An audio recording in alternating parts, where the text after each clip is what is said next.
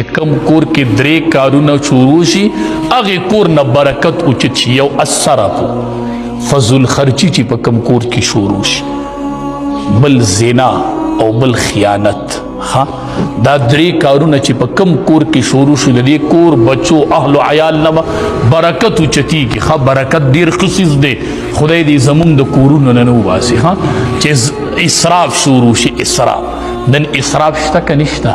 نالو کې د چاول ای نه که نه، روټۍ ای نه که نه. بیبي عایشه رضی الله تعالی عنها فرمایي وایي د دواړو جهانو سردار رادنده شو، مونږ کره کور کې داسې بوچړی د ډوډۍ پروت و، وایي داسې یې راواغستو، داسې صفا کړو، داسې یې وخوړو. ما ته بیبي عایشې د خوراک قدر کوه، د خوراک قدر کوه. دا واړه پېخپېږ دي په دې چاولو په دې بوچړو، دا مه غورځوئ. که د خوراک نه نو راټولې کوئ یو سیټ ته یې کښېنه، خو په دې خپې مه ږدئ. ښه دا پیمال کوئ مخه د دې رزق دغه کوئ، اکرام کوئ، اکرام. دا د رزق برکت دی. ښه څوک چې دا بوچړي خوري که نه، څوک چې دا بوچړي خوري، ما تاسو ته ویلي مو کتابونو لیکلي وي د ده په اولاد کې به پاگل نه پیدا کېږي. ښه لیونی به د ده په اولاد کې نه پیدا کېږي. او امام غزالی رحمت الله علیه لیکلي دي په احیاء العلوم کې، وی د درستخوان بوچړي چې څوک خوري دا د جنت د حورو مهر دی. مهر د جنت د حورو سره چې نکاح کوي نو مهر یې د درستخوان بوچړي دی.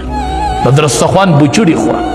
نبی علیه السلام ډاګې نه نوړی راواغستله، صفا یې کړله، وی خوړله. بیبي عایشې رضی الله تعالی عنها ته وایي د خوراک قدر.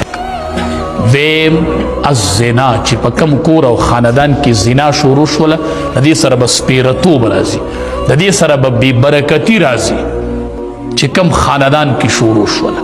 او بل خیانت، چې خیانت شروع شو دې سره به بې برکتي راځي. ته به وایي چې کور کې څنګه خیانت؟ بس دا تپوس کور کې د بیبیانو نه وکړه چې دې خاوندانو سره څومره خیانت. دا خیانت دی که نه دی؟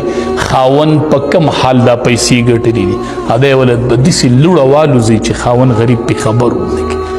خاوند به پې خوشحاله نه او د مال نه به اخلاص کړی، مال به ورله الوزولی.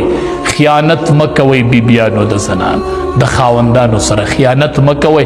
کم کور کې چې خیانت شروع شي هغې نه برکت وچت شي. داسې خلقو داسې عبادات یې کړي، مونږ به دا منځونه خلاص کړي. بني اسرائیلو کې 3 کسان روانو، عبادت گزار روانو، باران پې راغی. نو چې باران پې راغی نو یو غار ته ننوتل، نو دې کې غټ غټ راغی، د هغې غار په خوله کې ولګېد، جو مکمل غار بند. 3 واړه